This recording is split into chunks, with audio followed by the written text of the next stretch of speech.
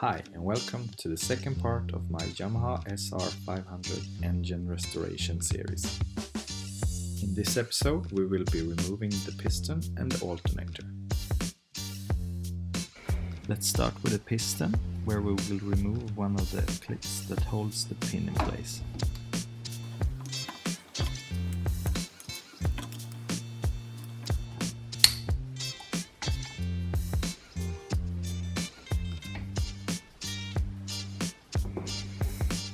When that is done, you should be able to push the pin out from the piston. If that's not possible, you can apply some heat to the piston.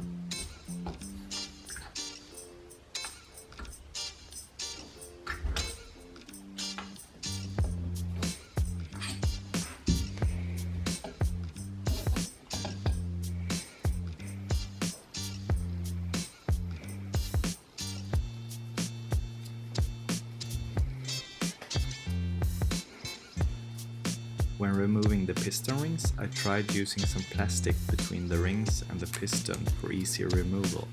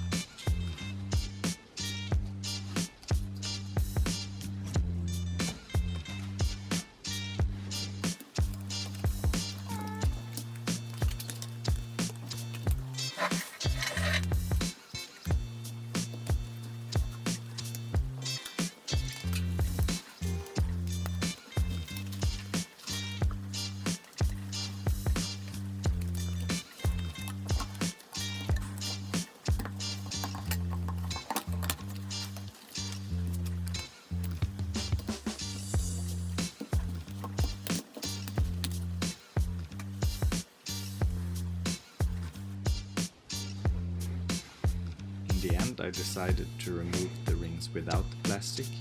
I didn't really like this technique and I will probably be replacing the rings anyway, so it doesn't matter if they get damaged.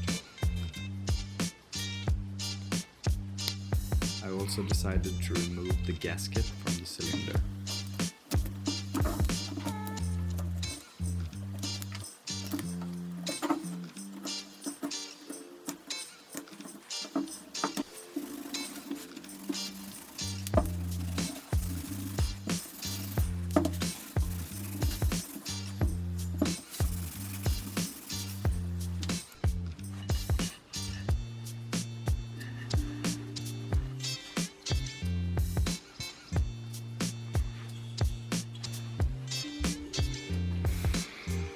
To remember that I need a new gasket and other parts, I have a list where I write everything down. With the piston removed, it's now time to remove the alternator.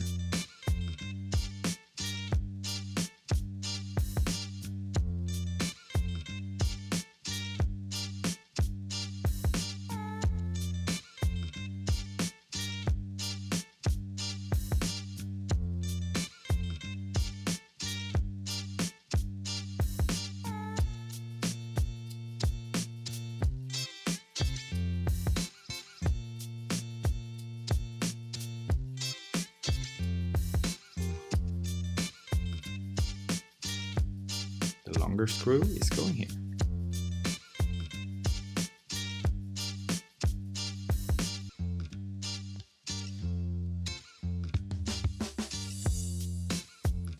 To prevent the crankshaft from moving, when removing the nut in the center of the flywheel, you can put some wood around the crankcase mouth and then a bolt through the connecting rod.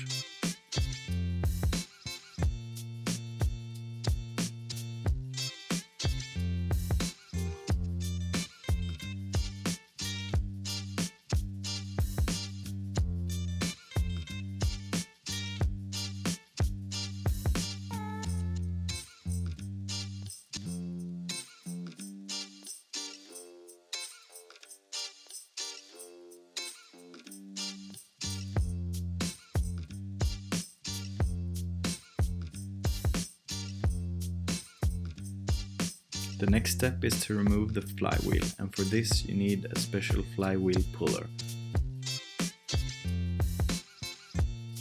I believe that the thread on the flywheel is an internal left-handed thread, M27 with 1 mm in pitch.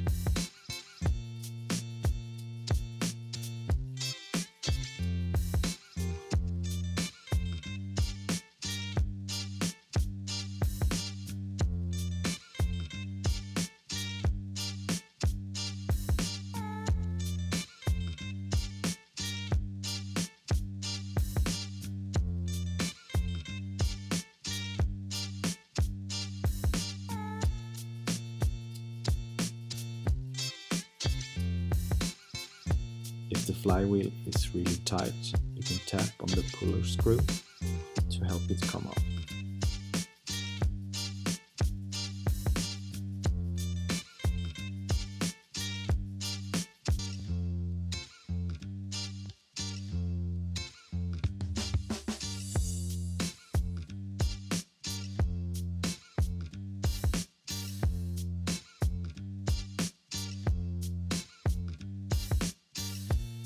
Before removing the alternator, you need to loosen the cables.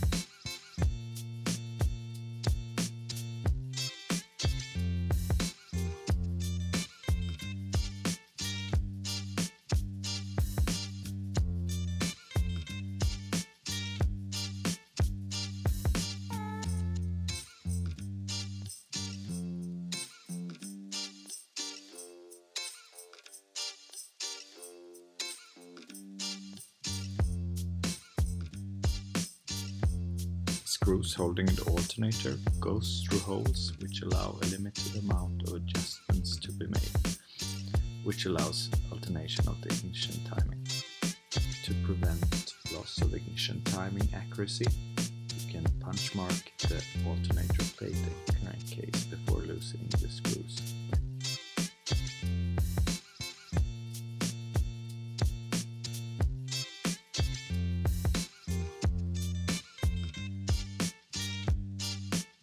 That's it for this episode. Thanks for watching, and I hope I see you in the next one.